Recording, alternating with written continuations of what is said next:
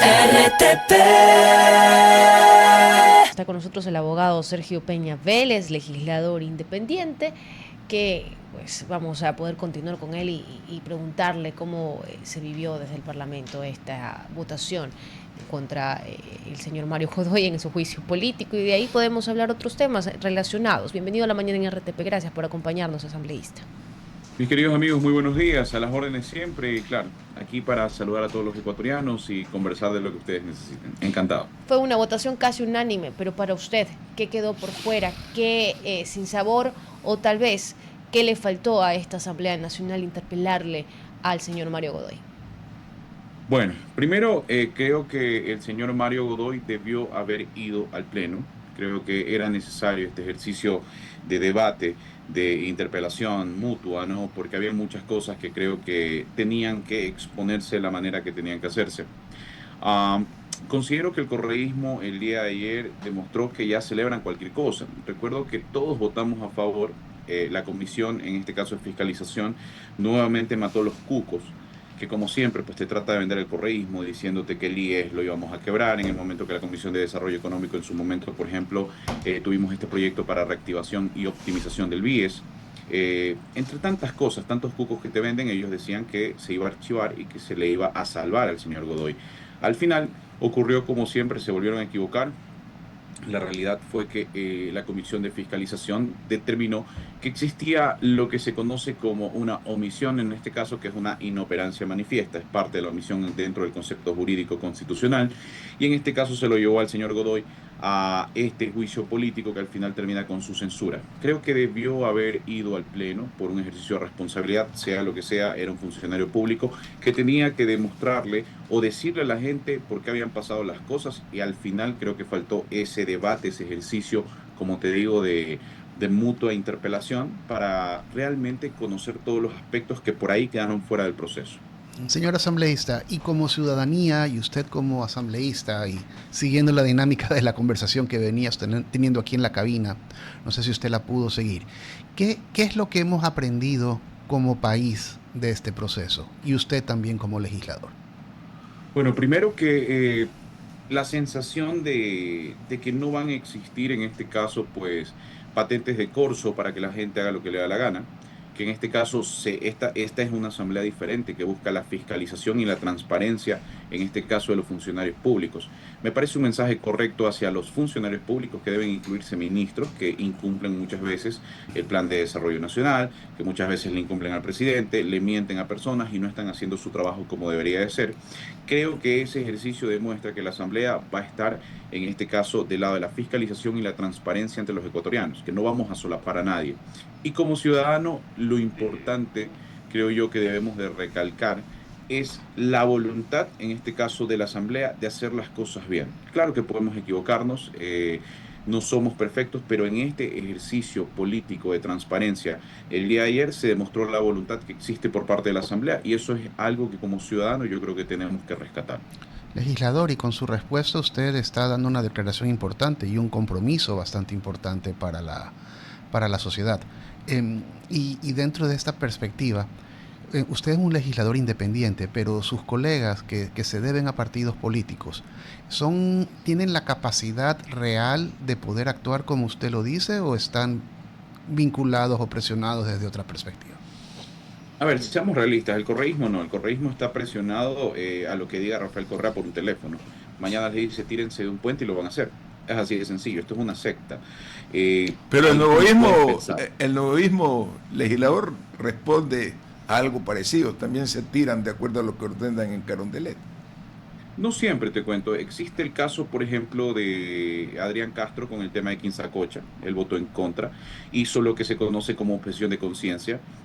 Hay ciertas cosas que te digo son rescatables, por ejemplo, yo al ser un legislador independiente no podría aprobar reformas si no tengo, en este caso, el apoyo del oficialismo. Y hasta ahora, no solamente en el primer proyecto de ley, que a mí me costó pues la expulsión de RC por trabajar por los ecuatorianos, cuando se intentaba De red. reformar un proyecto de ley que era muy claro, que tenía, por ejemplo, temas como la detención sin orden judicial, lo cual no es viable jurídicamente. Yo reformé para que sea una aprehensión con control posterior, lo cual jurídicamente se adaptaba al debido proceso, entre otras reformas, y la discusión fue amplia. Yo debatí en ese caso con Stalin, con los de presidencia que estaban en ese momento encargados, y al final terminaron aceptando 4 reformas de un legislador independiente, que no tenían por qué hacerlo porque no tenía una bancada, por así decirlo, que me apoye.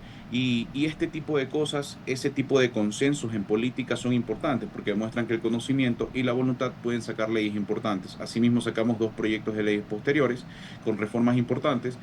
Gracias a una de ellas se capturó a Fito. Fito está conociendo a Mickey Mouse, como digo yo, gracias a esa reforma, que fue los allanamientos, en este caso con control posterior. ¿Para qué? Para que esta orden de allanamiento no se divulgue, porque lo normal es que se le pide el permiso al juez, el juez se lo pasa al secretario, el secretario al asistente para que haga la redacción y de ahí al notificador. Son 4 personas por lo menos involucradas, que cualquiera de ellas puede filtrar la información.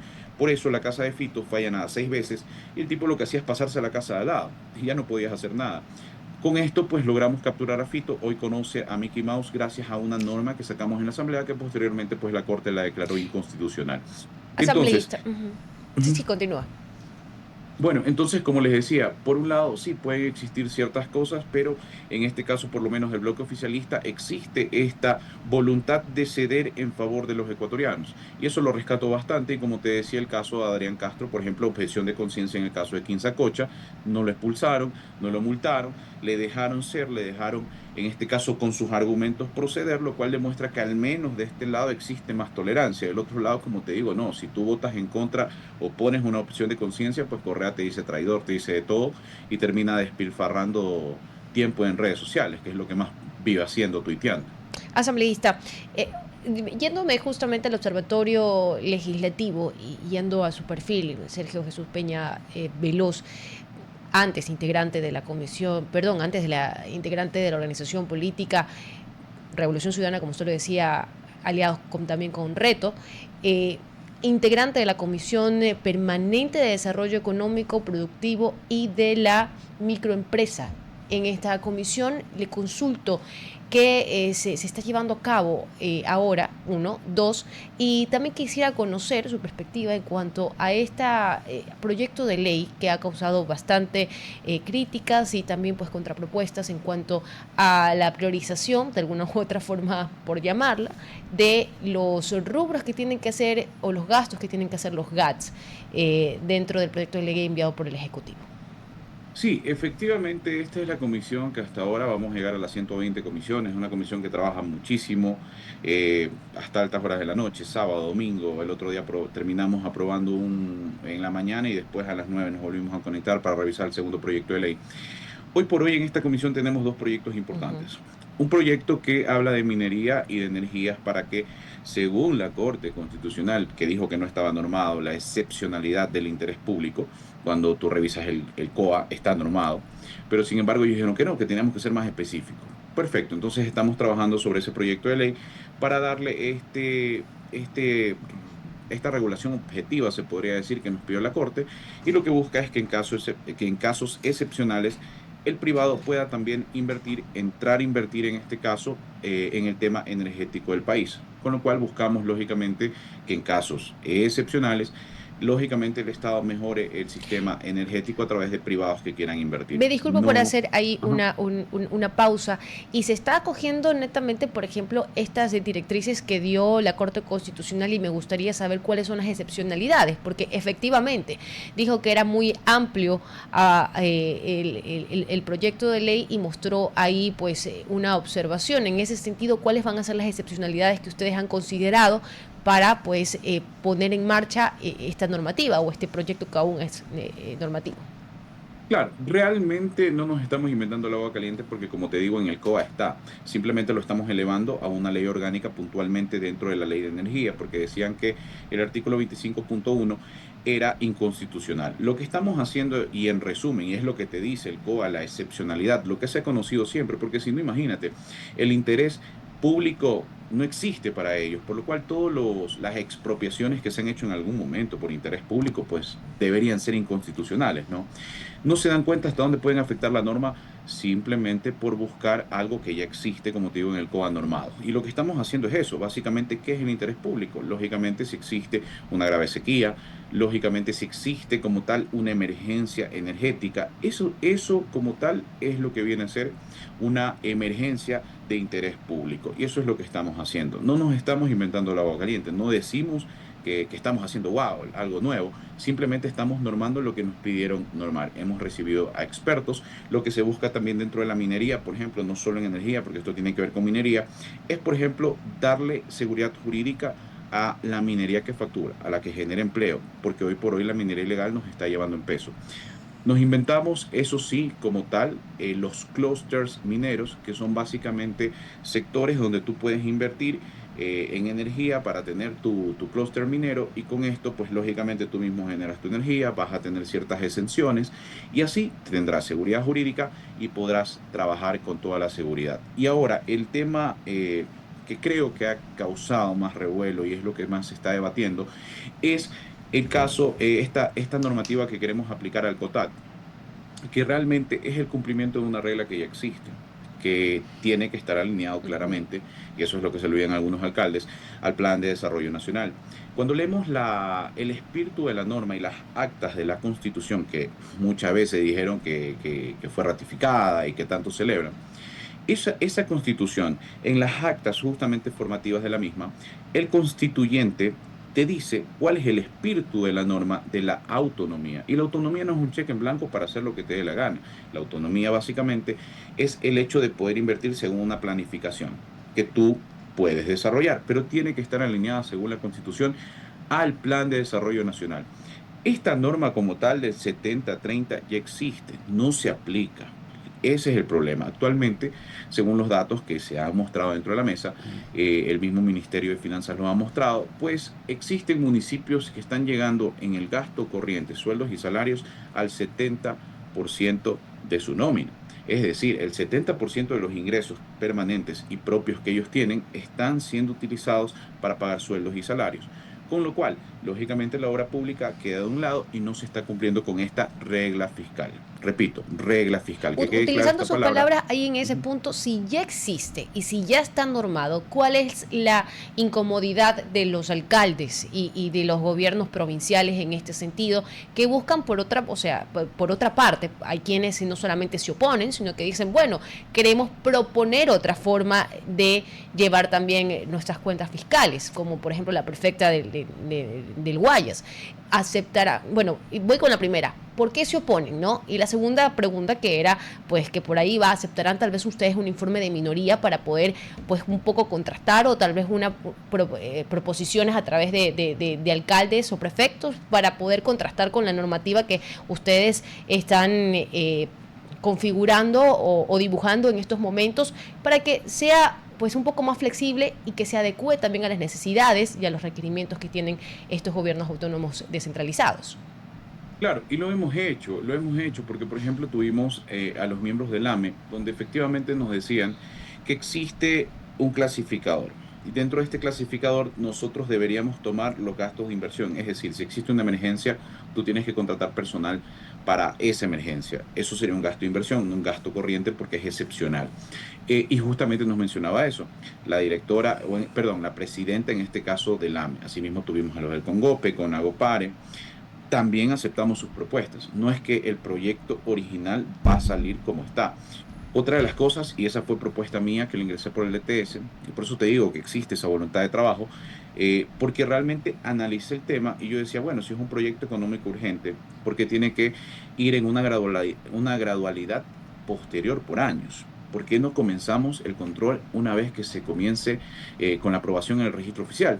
Por lo cual hice esa reforma, pero claro, le dimos dentro de esta reforma una gradualidad un poco más elástica, un poco más sensible, por así decirlo, para que no sea tan estricto. Y con esto, pues lógicamente, ir avanzando poco a poco desde el mes de diciembre de este año, comenzar los controles y básicamente que este año no se busque como tal ese control estricto, sino que se busque ir dando las herramientas para el cumplimiento de lo mismo.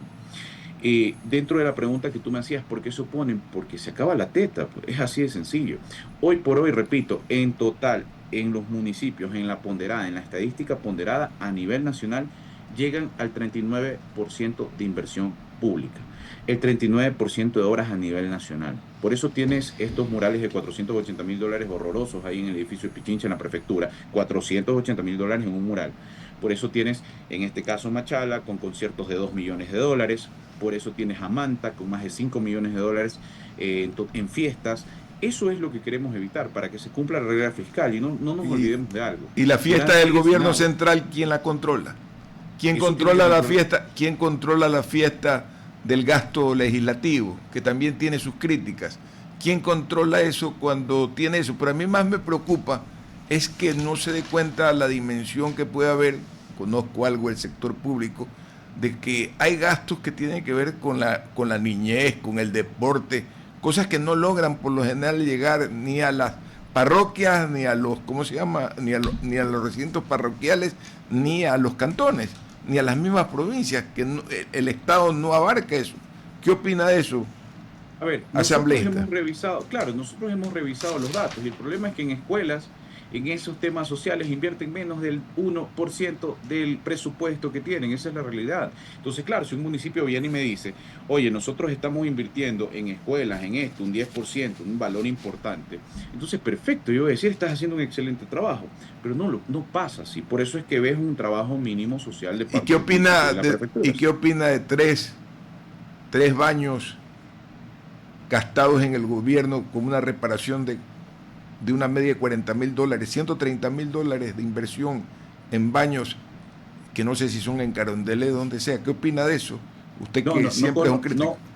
No conozco el tema, pero estaría terrible si me está diciendo que $130.000 en reparación de baños. Pero bueno, en ese caso la Contraloría tiene que intervenir, tiene que analizar los procesos. Para eso está la Contraloría. La diferencia es que la Contraloría en este caso, recordemos que ellos tienen su famoso, y eso siempre lo dicen en la Asamblea, que nosotros no podemos fiscalizar, según el artículo 120, número 9 de la Constitución. Claramente podemos pedir la información a cualquier servidor público, pero siempre dicen que no podemos. Pero en todo caso, la Contraloría, a diferencia que puede entrar directamente a hacer exámenes especiales al Ejecutivo, a la Asamblea, a todos los funcionarios públicos, acá existe algo llamado consejo como tal, y este tipo de consejo es el que tiene que fiscalizar, y si tú tienes los votos necesarios, pues no va a haber fiscalización. Poner esta regla... Ahí usted ha puesto un tema bastante delicado, ¿no? Y lo concreta en una forma bastante de lógica jurídica, pero no necesariamente de una lógica ética, ¿no? O sea, si tengo los votos puedo hacer lo que me da la gana. Ese es básicamente el tema. Es lo que pasa dentro de los consejos. Eso es lo que pasa dentro de los consejos, lamentablemente. Ahora, ¿por qué? Y volviendo al tema inicial de nuestra tertulia con usted, que lo veo que cada día tiene habilidad mayor de torero, parece que en Quito ha adquirido mejor finta para el manejo de sus relaciones. Es por el fútbol. Es por el fútbol, ¿no? Pero tiene esa habilidad de torero. Le pregunto algo. ¿Por qué no se enfocó la sentencia en contra de Godoy por lo más grave, ¿no? Su vinculación con el narcotráfico?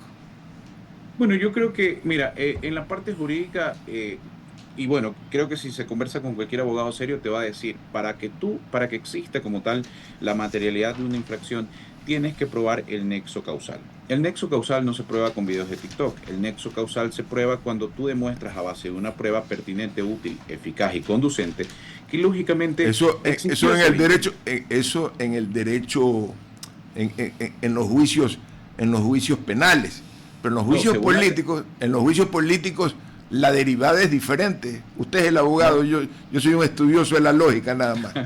No, claro, yo lo entiendo, pero claro, existe la sentencia de la Corte que te dice claramente, por eso se permite llevar abogados ahora.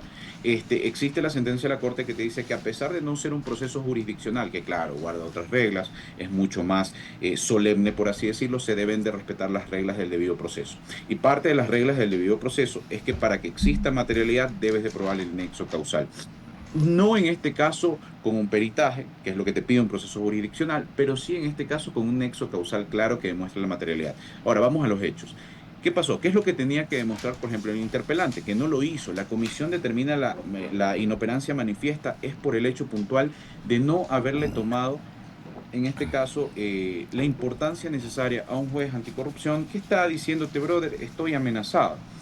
Eso es lo que tenía que hacerse y esa es la inoperancia manifiesta. Pero el otro punto que usted se refiere, que queda en el aire, justamente es parte de la deuda que quedó con los interpelantes, porque se dedicaron a presentar videos de TikTok que no son prueba, en lugar de presentar los chats, los audios que ellos dijeron que tenían. Yo recuerdo claramente cómo el abogado Ramiro García dijo que tenían más audios. ¿Por qué no los presentaron dentro del juicio político para darle un baño de transparencia a los ecuatorianos y probar el nexo causal del conocimiento de la presión del señor Gaibor, que tendrá que responder en la sede jurisdiccional, porque eso es un delito lo que le hizo esa presión, que existía esa orden entre Mario Godoy y el señor Gaibor, en este caso de la presión del juez para favorecer a un narco? Eso es lo que se tenía que probar dentro de la materialidad.